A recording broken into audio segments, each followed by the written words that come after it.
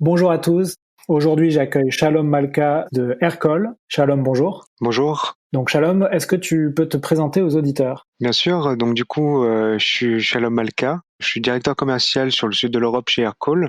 J'ai commencé par business developer et j'ai commencé ensuite à me spécialiser sur la partie commerciale en devenant account exécutif, puis manager sur le marché français et récemment, depuis à peu près un an, j'ai récupéré tout le sud de l'Europe.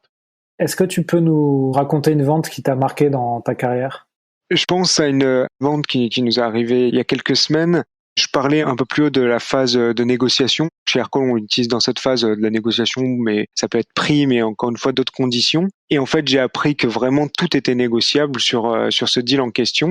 Que ce soit donc effectivement le prix, mais ça peut être aussi des fonctionnalités, voire même des conditions légales. En fait, ce qui est très important, comme on l'a dit, c'est qu'en tant que commercial, aujourd'hui, on apporte des solutions à des problèmes. Et donc, à partir du moment où vous comprenez bien le problème du client, ça va vous permettre de trouver la meilleure solution. Je pense à ce deal en question. Mon commercial est venu me voir en me disant que il avait une opportunité. On avait bien avancé. On rentrait dans la phase de négociation. Le prix, c'était OK. Et là, il a commencé à être désemparé parce que le prospect lui dit que c'était une entreprise dans la sécurité. Il y avait des exigences en termes de sécurité qui étaient assez élevées. Et donc, le commercial a commencé à paniquer. Et donc là, j'ai repris un peu la discussion avec lui et avec le prospect. J'ai fait un call et j'ai essayé de comprendre quel était le vrai problème sous-jacent à son exigence. En fait, finalement, on s'est rendu compte qu'effectivement, il nous demandait des informations concernant notre sécurité qui étaient assez élevées. Il nous demandait ça parce que c'était une boîte dans la sécurité et qu'en fait, il voulait se prévenir d'un risque. Et à partir du moment où j'avais compris cette problématique-là, on a pu avancer sur une solution et on a compris qu'en fait, il cherchait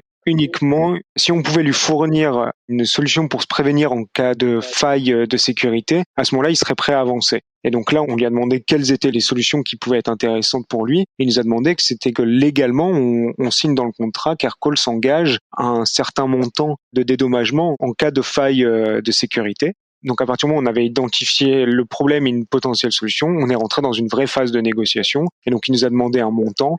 On a eu des discussions avec notre équipe légale, moi-même, le commercial et le prospect, et on a réussi à diviser par 10 ce montant qu'il nous demandait, et on a finalement pu signer l'opportunité. Et donc c'est un cas qui est assez intéressant, parce que généralement le commercial connaît bien son produit, connaît bien son entreprise, et de temps en temps, il va être un peu surpris quand le prospect va lui demander quelque chose que l'entreprise ne fait pas, ou une fonctionnalité qu'on n'a pas, ou quelque chose, une certification qu'on n'a pas. Et donc, le commercial peut avoir un peu peur. Et en fait, ce qu'il faut comprendre, c'est que comme toute objection, il faut d'abord qualifier pour essayer de bien comprendre la problématique pour ensuite trouver la meilleure solution. Et donc, même si un prospect vous demande une fonctionnalité que vous n'avez pas forcément, essayez toujours d'évaluer à quel point c'est important pour lui.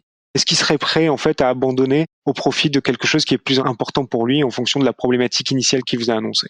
Et là, c'est vrai que souvent, c'est le pouvoir des questions qu'on va poser. J'ai fait aussi un épisode là-dessus sur les super pouvoirs des questions. C'est comme ça qu'on fait avancer effectivement la négociation ou le deal, tout simplement en posant des questions assez ouvertes pour que le prospect nous explique son véritable problème. Exactement. Et en tant que manager, dans les différents rendez-vous que vous faites avec vos commerciaux, c'est d'aller poser les questions qu'ils ont peut-être pas posées, donc leur faire descendre encore d'un niveau les questions pour s'assurer justement que le commercial a bien les informations pour pouvoir entrer et attaquer cette phase de négociation correctement.